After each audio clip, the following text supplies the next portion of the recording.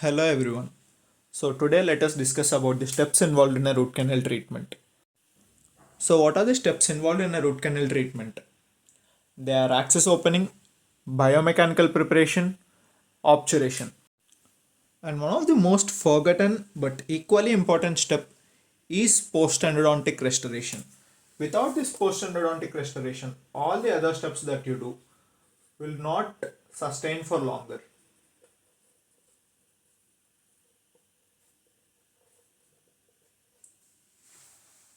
So, whenever you think of an endodontic treatment, do not just think that it ends with an obturation. No, you have to also protect your endodontically treated tooth by a post-endo restoration. Without this post-endo restoration, all of the treatment and all of the efforts that you have put in will go in vain.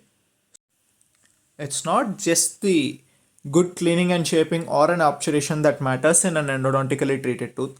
Equally matters is the post-endodontic restoration, which prevents the micro leakage, which prevents the secondary infection. So sustainability of a root canal treated tooth depends on the post-endodontic restoration. So make sure every endodontically treated tooth receives a post-endodontic restoration. In fact, a very good post-endodontic restoration. Now coming to access opening. What basically is an access opening? Access opening is nothing but we create a pathway into the radicular pulp which will facilitate us for doing a cleaning and shaping in a proper manner. So what does an access opening or an access cavity preparation ensure us of? So the ideal access cavity should remove all the caries. When I say all the caries, it's every bit of caries irrespective of its activity. Whether it's an active caries or an arrested caries, it has to be removed all for once. So access opening, once you are done with the access opening, there should be no caries left. And then coming to the next point is the deroofing of the pulp chamber. When you do the deroofing, there should be no dentinal shelves left. You should be able to see all of the cavity, all of the floor of the cavity very clearly. There should be no extra overhangs of the dentinal shelves. And then comes the removal of all the coronal pulp. Once the coronal pulp is all removed, then you'll have to locate all the canals. You have to make sure all the canals have been located without missing on any of the canals.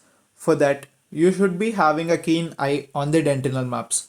We will be discussing further on dentinal maps in further videos, but make sure you have an idea of how a dentinal map looks.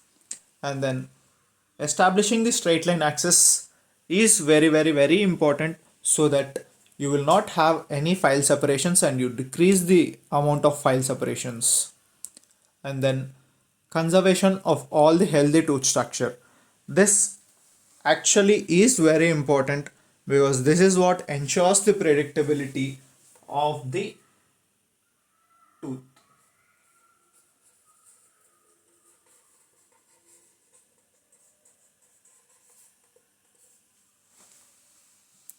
So only when you conserve the tooth structure as much as possible can you give a long lasting results to the patient.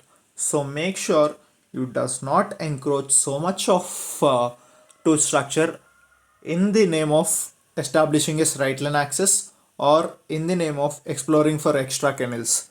If you know your dentinal maps properly and if you know how many canals can be present in the tooth, if you have a very keen idea about all this, you can conserve a lot of tooth structure, and we will discuss about the keys of conservation, how to actually check for the excess reductions, how to minimize the amount of reduction. All of this will be discussed in the further videos, so do not worry about that. So before diving deep into the access opening or the loss of access cavity preparations, let us briefly see what are the shapes of access cavity preparations in each of the tooth. Coming to the upper jaw, your incisors will be in triangular shape, your canines will be oval, and then premolars again oval shape, and then molars will be in trapezoid, rhomboid, or triangular depending on the number of canals present and the anatomy of the tooth. And then coming to the mandibular, it's much more easier in mandibular jaw. Your incisors, canines, and premolars will all be in oval shape because most of the teeth will have a single canal, including the premolars. And then coming to the molars, again, depending on the tooth's anatomy and depending on the number of canals, again they can be triangular, rhomboid, or trapezoid. The names of these access cavity forms in both the molars of the uppers and the lowers look similar. The names look similar. But what basically is the difference between both of those? When we speak about the shapes of those access cavities in the uppers and the lowers, in the uppers, we always speak in terms of buccolingual direction. But on contrary, in the lower molars, we speak it in terms of mesiodistal directions. So your uppers, your access cavity forms have to be checked from the buccolingual direction, but in the mandibular molars, it will be from the mesiodistal directions.